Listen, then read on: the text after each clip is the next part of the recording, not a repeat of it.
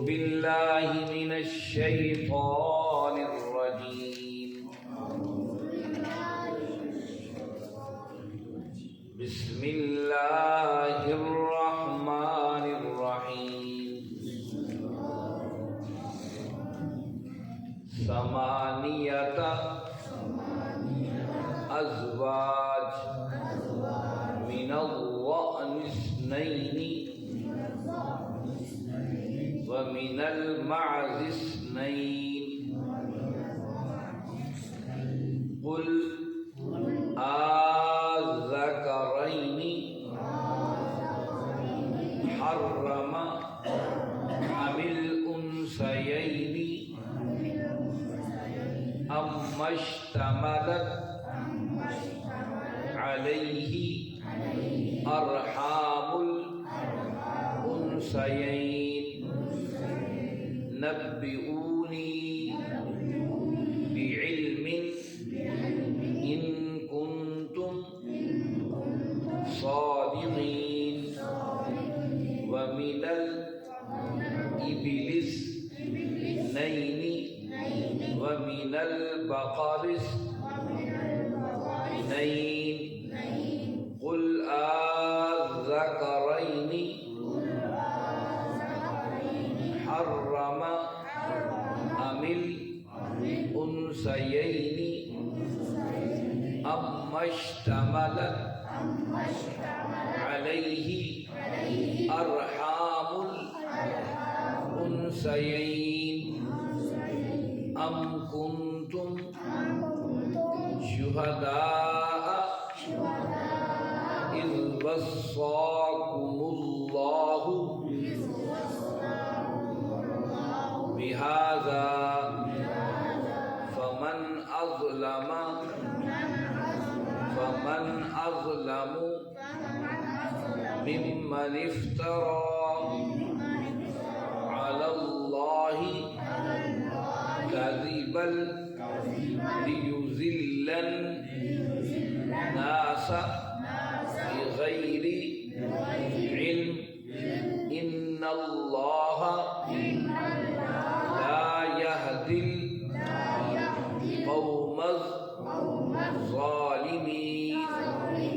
قل لا أجد فيما أوحي إلي محرما على طاعم يطعمه إلا أن يكون ميتة أو دما مسفوحا أو لحم خنزير فإنه رجس أو فسقا أهل لغير الله به. فمن اضطر غير باغ ولا عاد فإن ربك غفور رحيم. صدق اللہ. عزیز ساتھیوں، تمام حمد و ثنا، تعریف و توصیف اس رحیم و کریم رب کے لیے جس کا رحم اور کرم سو وسیع ہے. اس کا رحم اور کرم ہی ہے کہ ہم ایک بار پھر اللہ کے قرآن سے جڑے بیٹھے ہیں اور اس کے گھر میں بیٹھے ہیں. اللہ رب العزت ہمارا بیٹھنا قبول فرمائے. اس کے بعد لاکھوں کروڑوں درود و سلام اس نبی مہرباں پر جنہوں نے اللہ رب العزت سے حق کو پا کر ہم تک حق پہنچانے کا حق ادا کر دیا. عزیز ساتھیوں، 8واں پارہ ہے، سورۃ الانعام ہے، اور سورۃ الانعام کی ہم نے 142 آیات پڑھ لی ہیں. گزشتہ آیات بینہ میں ہم یہ پڑھ اور سنائے کہ اللہ رب العزت نے اپنے حکمتوں کو اور اپنے حکمتوں کا تذکرہ فرمایا. دائیں بائیں دیکھو، یہ ہماری حکمتیں ہیں کہ کوئی ایسے پودے ہیں جن کی تنے مضبوط نہیں ہیں اور ان کو تم جو ہے چھتوں کے اوپر اور اونچی جگہ بنا کر کے اوپر چڑھاتے ہو. انگور کی مثال دی پھر ایسی بیلیں ہیں جو زمین پر پھیلی ہوئی ہیں جس طرح تربوز اور خربوزہ ہے۔ کمال دیکھیے کہ ان کو قرآن نے معروشات اور غیر معروشات کا لفظ استعمال کیا ہے۔ یہ ایسے زبردست انگوروں کی بیل زمین پہ بکھیر دیں انگور نہیں لگیں گے، اور اگر آپ تربوز اور خربوزے کی بیل کو، حالانکہ وہ بھی بیل ہی ہے، آپ اس کو چھتوں پر چڑھا دیں تو وہ اس کا بینیفٹ آؤٹ پٹ نہیں مل سکتا۔ اللہ کا نظام ہے، اللہ کا یہ کھجور ہیں، یہ کھیتیاں ہیں، یہ زیتون ہے، یہ انار ہیں، یہ ملتے جلتے پھل ہیں، یہ ہم نے تو پیدا کیے ہیں۔ اس کی شکرانے کے طور پر تمہیں وہ اللہ کا حق جو اس میں ہے، اللہ کے بندوں کا حق، وہ تمہیں ادا کرنا ہے۔ میں نے اسے بتایا تھا، اسے عشر کہا جاتا ہے۔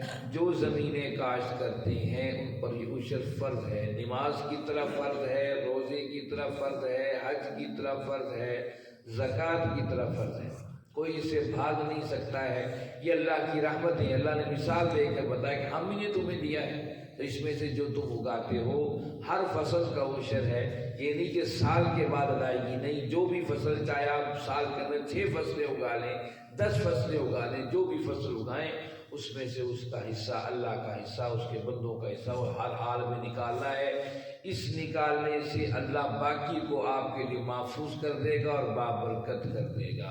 اس کی چھوٹی سی مثال اکثر میں دیتا ہوں، آپ لوگ جانتے بھی ہیں کہ زکوٰۃ کے اندر پیسہ دیا جاتا ہے، سود میں بظاہر پیسہ آتا ہے۔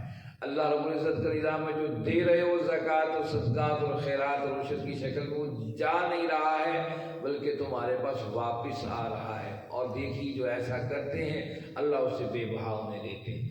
اور پھر جو سود کا پیسہ ہم لیتے ہیں بظاہر ہمیں مل رہا ہے، اللہ کہتے ہیں باقی کو بھی کھا رہا ہے، اور ہم دیکھتے ہیں کہ لاکھوں روپے لوگ کروڑوں روپے بینکوں سے نکلوا لیتے ہیں اور قرضوں میں جکڑتے چلے جاتے ہیں اور ادائیگی نہیں کر سکتے۔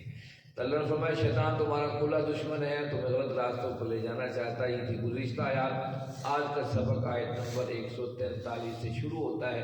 دیکھ اس میں اللہ رب العزت نے کیا کمال بتائے۔ فرمایا اعوذ باللہ من الشیطان الرجیم، ثمانیت ازواج، 8، ثمانیہ کہتے ہیں 8، ازواج کہتے ہیں جوڑوں، 8 جوڑے، من الضأن اثنین، اور ضأن کہتے ہیں بھیڑ کو، دمبے کو، دمبے میں اور بھیڑ میں 2 ہیں، ومن المعز اثنین، معز کہتے ہیں بکری کو، بکری میں 2 ہیں۔ قل کہہ دیجئے آذکرین حرما، کیا مذکر جو ہیں حرام ہیں، ام الانثیین، یا مؤنث حرام ہے، ام اشتملت علیہ ارحام الانثیین، اور جو ان کے رحم یعنی پیٹوں کے اندر موجود ہیں مؤنثین کے وہ حرام ہیں۔ نبئونی، مجھے بتاؤ تو صحیح، بعلم، کسی علم کی بنیاد پر، ان کنتم صادقین، اگر تم سچے ہو۔ آپ نے گزشتہ آیات میں پڑھ لیا تھا اور سن لیا تھا کہ کفار کہتے تھے کہ یہ بعض جانور حرام ہیں، ان پر اللہ کا نام لینا حرام ہے، بیٹھنا حرام ہے۔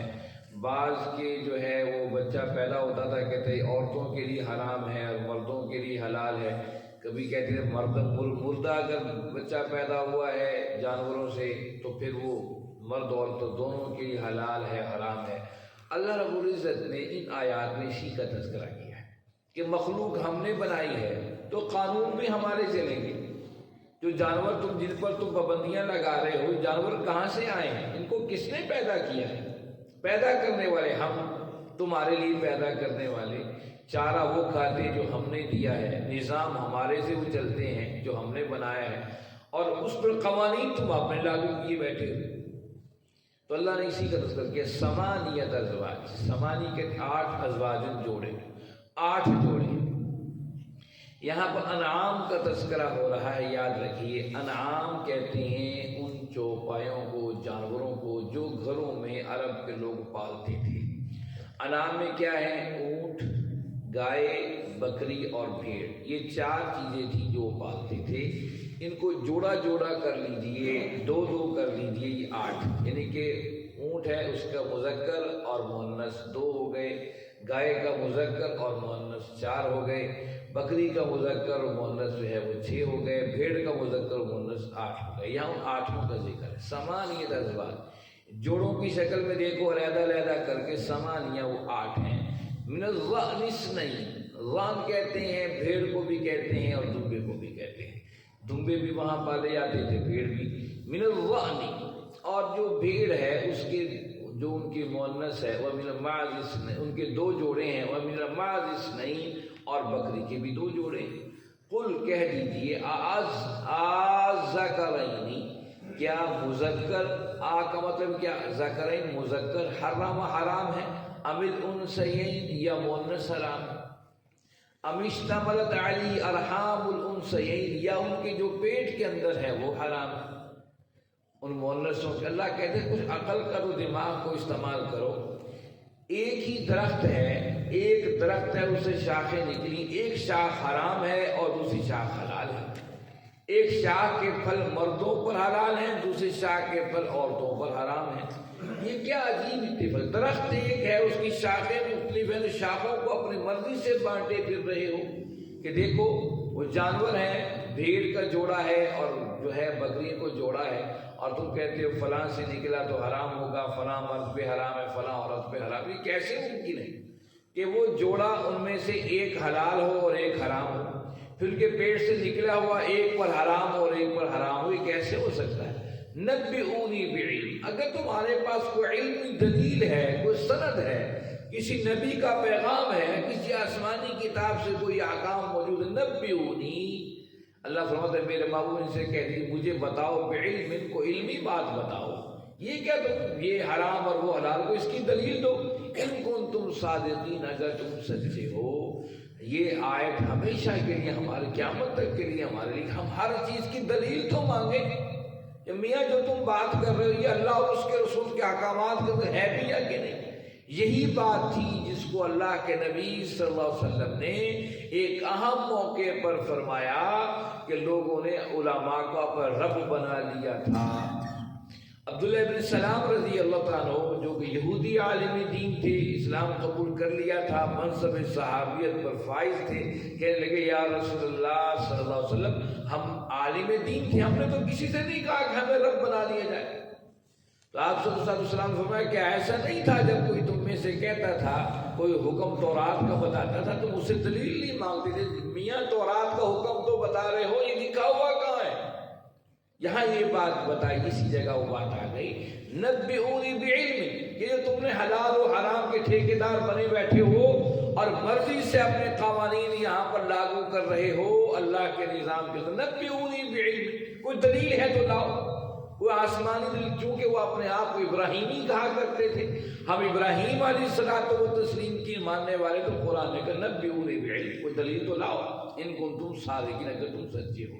ومن الابل، اور اونٹ میں سے اثنین، مذکر و مؤنث، ومن البقر اثنین، اور بیل میں سے مذکر و مؤنث، قل کہہ دیجئے آذکرین، کیا یہ دونوں مذکر حرام ہیں، ام الانثیین، یا دونوں مؤنث حرام ہیں، ام اشتملت علیہ ارحام الانثیین، یا جو ان کے مؤنثوں کے پیٹ کے اندر موجود ہے وہ حرام ہے، ام کنتم شہداء، اگر تم سچے ہو اور گواہ ہو، اذ وصاکم اللہ بہذا، تو کوئی اللہ کے حکم تو دکھاؤ، کوئی اللہ کا قانون تو دکھاؤ، فمن اظلم ممن افترا، اور کون اس شخص سے بڑھ کر ظالم ہو سکتا ہے جو ممن افترا، جو الزام لگاتا ہے، جھوٹ بولتا ہے، افترا کرتا ہے علی اللہ کذبا، اللہ پر جھوٹا، لیضل الناس، تاکہ لوگوں کو گمراہ کر دے، بغیر علم، بغیر کسی دلیل کے،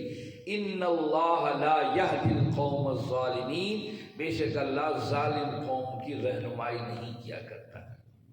پہلے بتا دیا کہ بھیڑ میں سے اور بکری میں سے، یہاں بات کی ابل، ابل کہتے ہیں اونٹ کو، کا اونٹوں کے جوڑے، اور بقر کہتے ہیں، یاد رکھیے بقر مذکر ہے اور بقرہ مؤنث ہے، بقر بیل کو کہتے ہیں، بیل کو سور بھی کہا جاتا ہے عربی زبان کے اندر، سور، اور بقر بھی کہا جاتا ہے۔ کہا یہ جو بیل کے جوڑے ہیں، قل کہہ دیجیے آذکرین، ان میں سے کون سا حرام ہے، مذکر حرام ہے یا مؤنث حرام ہے، اشتملت علیہ ارحام الانثیین، یا ان کی جو پیٹوں میں وہ حرام ہے۔ کچھ تو عقل کے ناخن لو، ایک ہی چیز، ایک ہی درخت ہے، اس کے پھل اور شاخیں، کسی کو تم کسی کے لیے حرام، کسی ٹھہرا رہے۔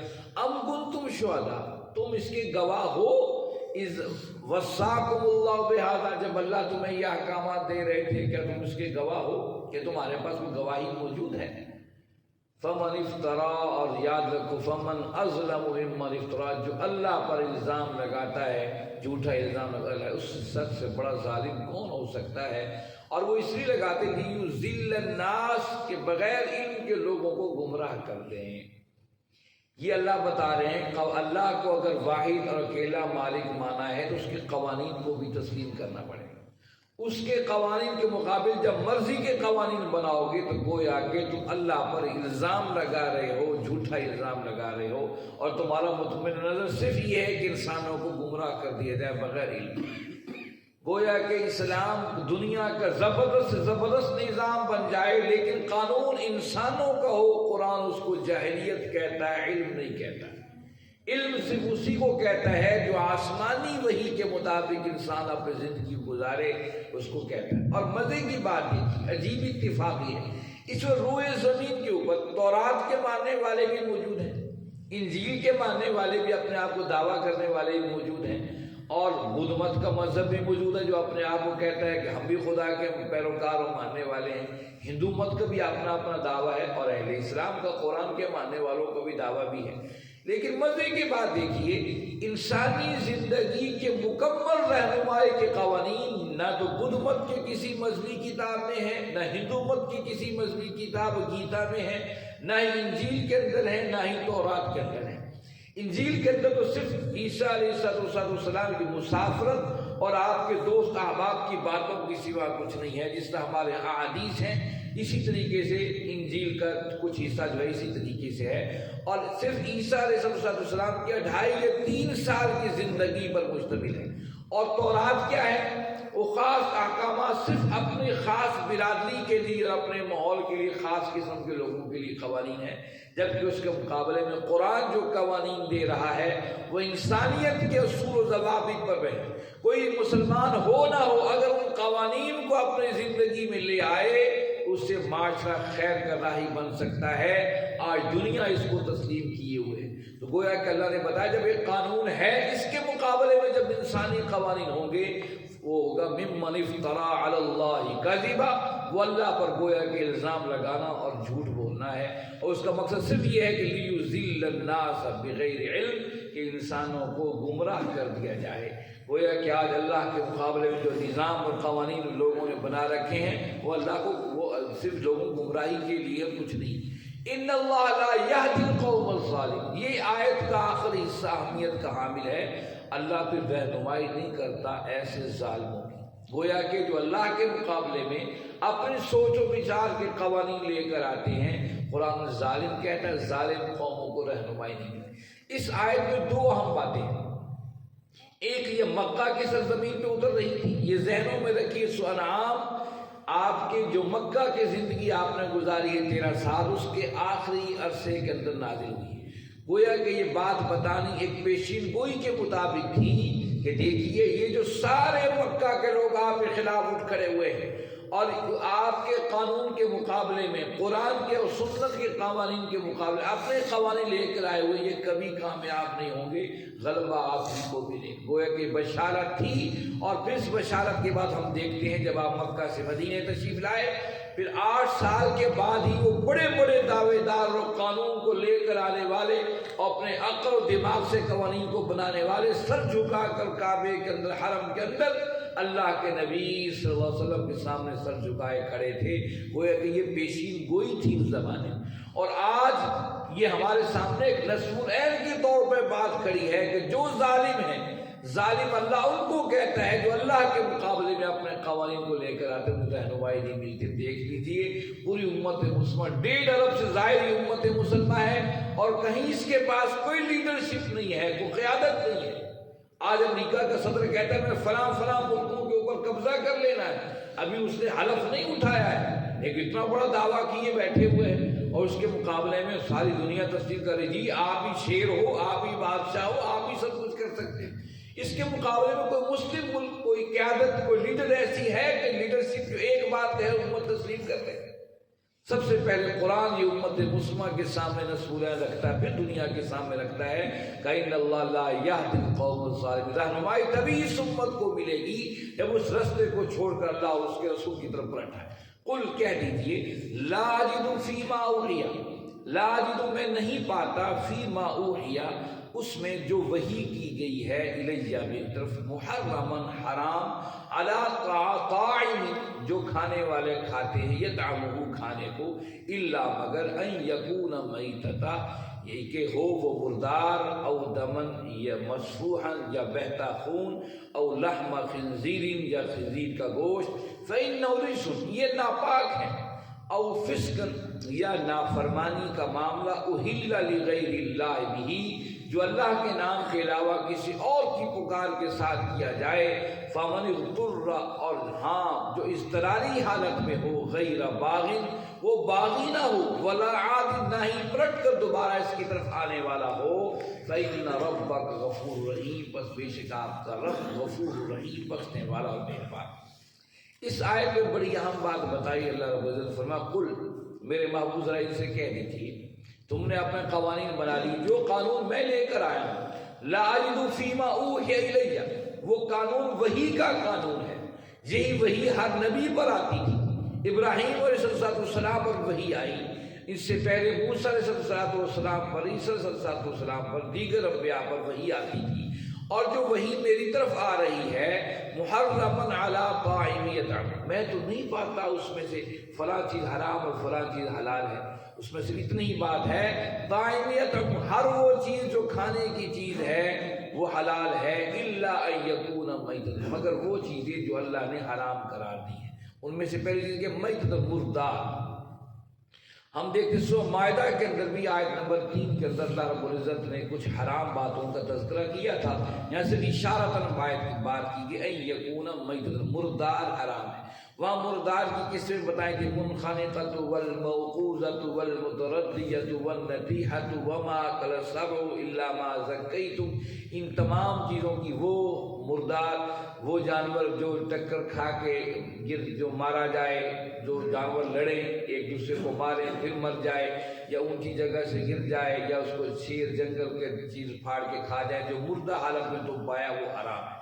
یہاں اللہ نے اشارتاً بات کہی ان یکون میتۃ، اللہ کے نبی صلی اللہ علیہ وسلم فرما رہے ہیں کہ میں تو اللہ کی حرام کردہ چیزوں میں سے، کھانے پینے کی چیزوں میں سے انہی کو حرام جانتا ہوں جو اللہ نے وہی اتاری ہے۔ پہلی چیز مردہ، او دمم مسفوحا یا دمن کہتے خون کو، مسفوحا کہتے بہنے والا، یا خون جو بہنے والا وہ حرام ہے، یعنی کہ جانور کو آپ نے ذبح کیا اس سے جو خون بہ رہا ہے، جو بہ رہا ہے خون وہ حرام ہے، اس کو کوئی اٹھا کر کھانا لگ جائے پینے لگ جائے وہ حرام ہے۔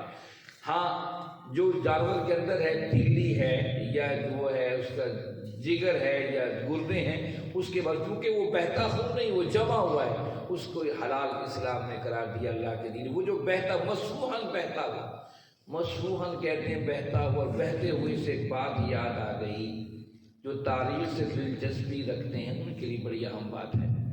بنو امیہ انہوں نے خلافت راشدہ کے بعد اقتدار سنبھالا اور تقریباً 100 سال تک، تقریباً کم ہوئی 2-3 سال کم 100 سال تک دنیا پر حکومت کی۔ اس کے بعد بنو عباس آئے، بنو عباس نے آ کر بنو امیہ کا تختہ الٹا اور بغداد کو مرکز خلافت بنایا اور حکومت قائم کی۔ بنو عباس میں جو پہلا شخص جس نے حکومت قائم کی تھی اس کا نام ابو العباس عبداللہ صفا تھا۔ ابو العباس صفا کے نام سے بھی تاریخ اس کو جانتی ہے اور عبداللہ صفا کے نام سے، ابو العباس صفا کے نام سے بھی، عبداللہ صفا کے نام سے۔ صفا کا مسفوحاً سے لفظ یاد ہے، مسفوحاً کا مطلب بہتا ہوا خون، اس کا نام تاریخ میں عبداللہ صفا جو ہے وہ دنیا جانتی ہے۔ صفا کا مطلب خون بہانے والا۔ اس شخص نے اتنا قتل عام کیا، اتنا قتل عام کیا، خون بہایا کہ بنو امیہ کے حکمرانوں کی جو لاشیں قبروں میں مدفون ہو گئی تھی، قبریں اکھاڑ کر ان میں سے اس کی ہڈیوں کو نکال کر اور ان کو پیس ڈالا، اس حد تک وہ ظالم تھا، اس لیے اس کو صفا کے نام سے دنیا یاد رکھتی ہے۔ عبداللہ صفا وہ عبداللہ جو خون بہانے والا تھا، آج کی تاریخ اور عجیب اتفاق ہے، 32 سال کی عمر اس نے پائی اور 32 سال کی عمر میں وہ چیچک سے چل برسا اور مر گیا۔ کمال دیکھیے 32 سال کے اندر ویسے آپ نکال لیجیے 10-15 سال تو 15 سال تو اس کی جوانی میں گزر گئی، صرف 15-18 سال اس نے اتنا قتل عام کیا پوری دنیا کے اندر، بنو امیہ کا اور دیگر لوگوں کا، جو صفاح کے نام سے، خون بہانے والے کے نام سے یاد کرتے ہیں۔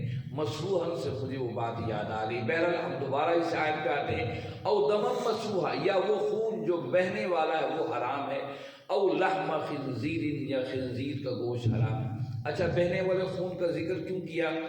عرب کے لوگ جو تھے یہ گھوڑوں پر سفر کرتے تھے اور گھوڑوں پر جنگیں لڑتے تھے، جب انہیں پیاس لگتی تھی جنگوں کے دوران وہیں خنجر گھوڑے کی پشت پہ مار کر اسی خون کو چوس کر اپنے پیاس کو بجھا لیتے تھے۔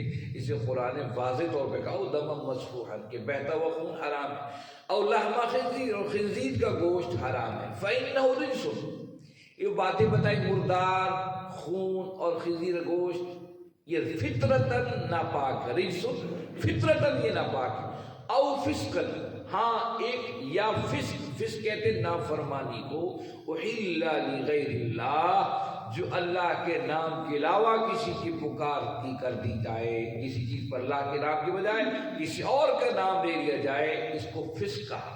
فسق کیا ہے؟ یہاں رجس کہتے ہیں جو فطرتاً ناپاک، اور فسق کہتے ہیں وہ چیز جو انسان کے عقیدے کے مطابق حرام ہو، یعنی کہ عقیدے سے مراد یہ ہے کہ چیز وہ حلال ہو لیکن اس کی سوچ اس کو حرام کر دے، اس کو فسق کہتے ہیں۔